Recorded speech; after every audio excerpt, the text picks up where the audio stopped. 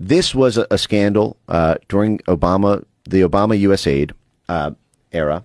Now, we were running a number of rogue USAID operations in Cuba at the time. By the way, I have to say for the record, I'm no fan of the Cuban government. I'm simply showing the American people where your tax dollars are going and how these things are structured in order to systematically fool you and to fool Congress and to fool the White House. We'll start with this, right? So it was an online social networking microblogging service created by USAID and marketed to Cuban users. This was a Twitter knockoff. See, the background of this is 2009, 2014, that period. The State Department and USAID were gangbusters gung-ho on the promise of Arab Spring-style social media revolutions to topple other governments. The Arab Spring was a Facebook revolution and a Twitter revolution.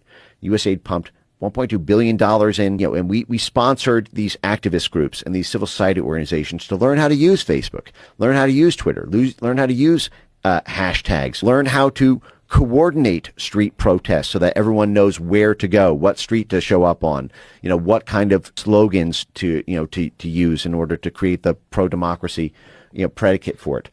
But the problem was at the time, Cuba did not allow U.S. social media in. So they said, so they're not allowing Twitter in. How can we get a Twitter there, but without calling it Twitter, without making it look like it's coming from the U.S.? What they did is they took the exact same thing as Twitter. Same user interface, same like and retweet button. Zunzanillo is the Cuban slang word for hummingbird.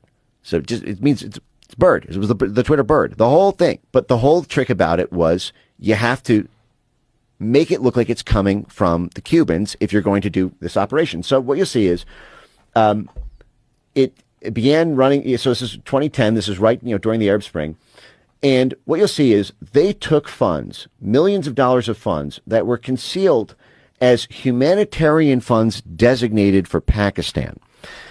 Now, I don't know if Joe or the audience, if you've looked at a map lately, but Pakistan is not exactly the next door neighbor of Cuba, right?